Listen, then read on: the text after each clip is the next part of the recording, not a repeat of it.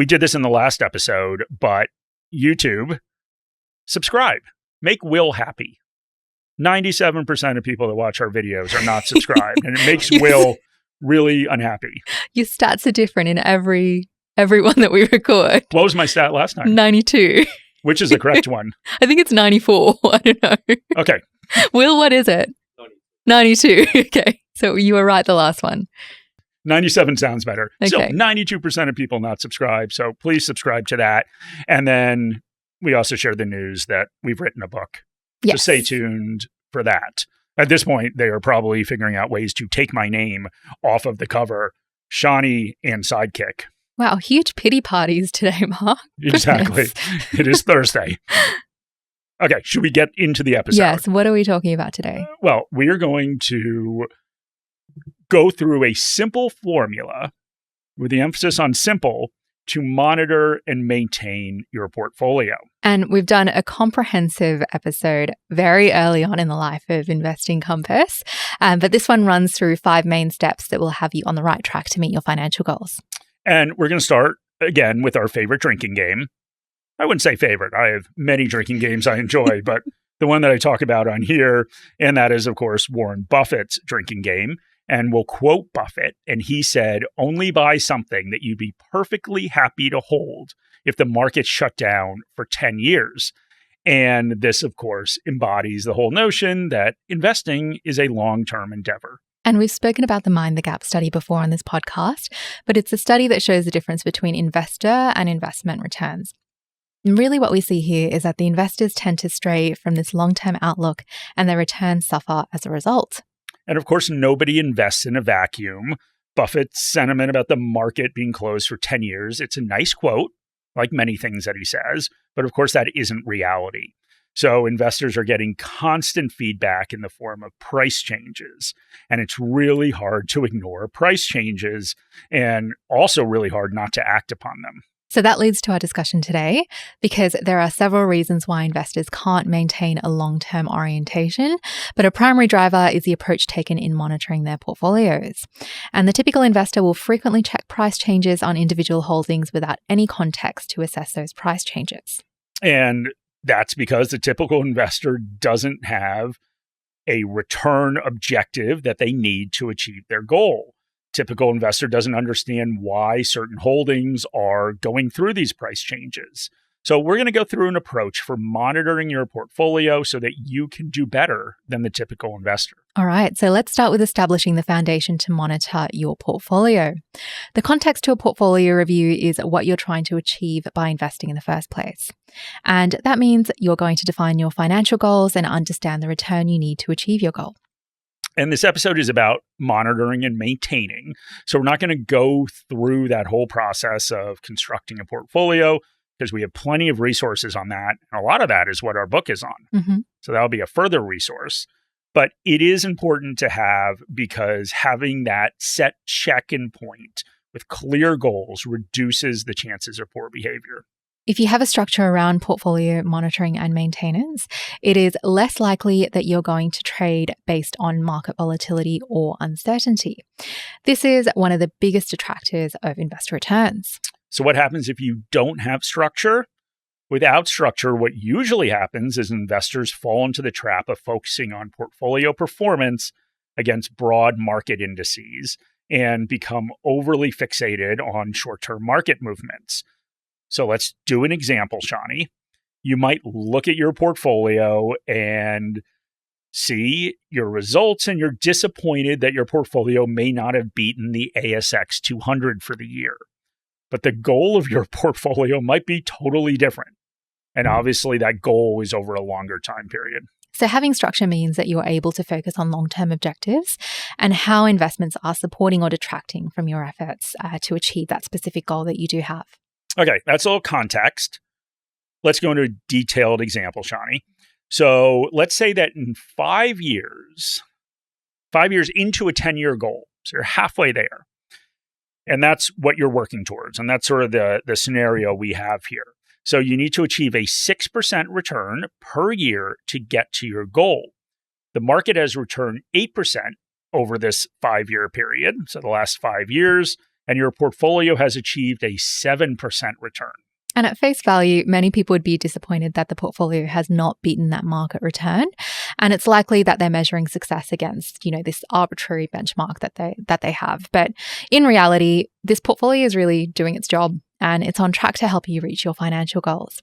A structured investor will realize that they're still on track, and an investor with no context may trade based on the results. And that's where we really see that poor behavior that focuses on the short term instead of the long term. All right, so now we're going to go into monitoring and evaluating your portfolio. So this does not need to be hard. It's not complex, or it does not need to be complex. So first, you need to start with knowing how often you're going to review your portfolio. Well, the right cadence really does depend on your personal circumstances, like everything else. But some people prefer yearly when they receive the annual statements from their investments and they're filing their tax return. This may also reduce poor behavior as they're not really looking at their portfolio regularly. Yeah, and one trigger for a review of your portfolio and looking at your investment strategy is if there is a major change to your life or your financial goals. So you could get a significant pay rise. Shani, you can tell me what that's like because I've never experienced it. But that could mean that you can contribute more to your portfolio. You could receive an inheritance, or here's something I'm more familiar with. You could lose your job and you can't contribute to your investments for a certain time period. So I can speak for myself, but as opposed to me speaking for you. I prefer half yearly, and I prefer this cadence because I use a mid-year review to collect all of my annual statements and have a comprehensive view of my financial position. And I use that second review at the beginning of the calendar year to reflect more deeply on the year ahead and whether there are any changes to my goal or my circumstances. Because this is often when I also have my employment reviews with Mark. So your cadence will really just depend on your circumstances and what works for you. Shani picks twice a year because that's when she gets massive pay rises. That's basically what she's saying. So I'd say, Mark, why don't you tell me about you? I will talk about me. So I'd say two things. So I do look at my portfolio a lot. I would say I look at my portfolio too frequently, probably. So at least once a week. And, part of this is I think just through my job, I tend to see any big moves in shares or markets right away. So I'm just constantly bombarded with this stuff. And I'm sure you experience that as well, Shani. But really, on an annual basis is when I'll do a big review of my portfolio.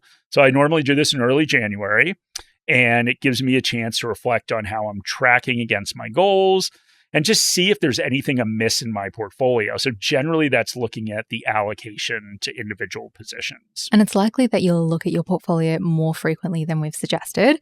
And of course, this behavior is completely understandable and normal. It's very rare to be an investor and choose to only look at your portfolio twice a year. I don't do that, but use the more formal reviews as impetus to make any major changes to your portfolio and your investment approach. So what happens if your circumstances have changed? So remember that investing is about you, of course, and what you want to achieve. It's not about those investments that you hold. So this is why the first step is to review your circumstances. Do you earn more or less? Therefore, are you saving more or less? Have there been unexpected expenses? Just review how any changes in your life may impact your investment strategy. Then compare your portfolio performance against your required rate of return. Obviously, that means you need a required rate of return. So if we go back to that example that we went through, we're comparing our portfolio performance against what you need to achieve for your goals instead of some arbitrary benchmark. And then the next step is taking stock of your asset allocation and seeing whether your portfolio needs to be rebalanced. So part of the purpose of having structure in your investing process is to understand the asset allocation you need to achieve your goals. So this is intrinsically linked to the required rate of return for your portfolio. If you only need a 3% annual return, your portfolio would be tilted towards more defensive assets. If that return that you require is higher, you would have more growth assets like shares. So when you're evaluating your portfolio, compare your target asset allocation with the current asset allocation of your portfolio. So for example, you've determined that you need to have a 40% allocation to Aussie shares to achieve your goal. In the 6 months since your last review, the Aussie market has done very well, And instead of making up 40% of your portfolio, it makes up 50% of your portfolio. So this will form the basis for a decision around rebalancing. Yeah, and there are two theories around rebalancing. I guess two credible theories. I don't know how many other theories there are. The first is that you pick a set interval. For example, you might choose annual. You look at your portfolio and you get it back aligned from an asset allocation perspective on an annual basis. And the second theory that is instead you use tolerances. You might set a 10% tolerance, which means that if your goal is to have a 60% allocation to equities and it gets to be more than 66%, you would rebalance. Another version of this is choosing a range. So you might have a goal that stipulates that you have 60 to 80% allocation to equities. In both these cases, you're trying not to do it too often as your portfolio will naturally fluctuate with the market. Yeah, and the reason, of course, that you don't want to do it too often is because there's a downside to rebalancing. There are transaction costs and there are likely taxes as you sell things that have gone up in value. So the last part of your portfolio review is assessing whether your required rate of return has changed. And your required rate of return will need to be recalculated periodically. Your investments may have performed very well, and it could mean that you're ahead of your goal. You may choose to reduce risk in your portfolio if that's the case. If you're not on track to meet your goal, you may choose to invest in more aggressive assets.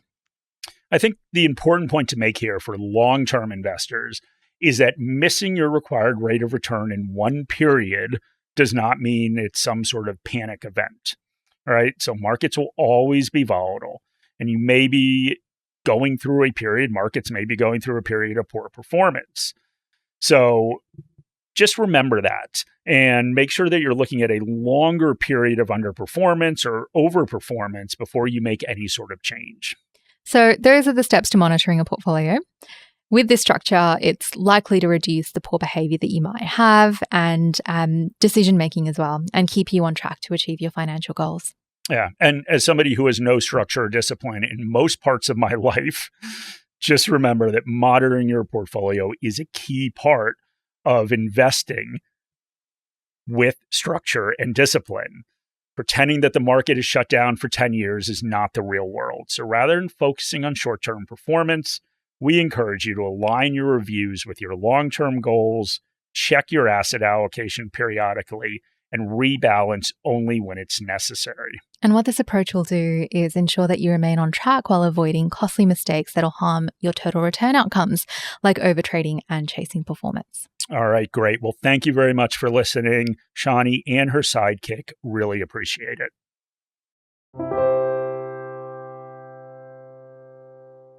This video has been prepared for clients of Morningstar Australasia Proprietary Limited and/or New Zealand wholesale clients of Morningstar Research Limited. Any general advice has been provided without reference to your financial objectives, situation, or needs. You should consider the advice in light of these matters and any relevant product disclosure statement before making any decision to invest. To obtain advice for your own situation, contact a financial advisor.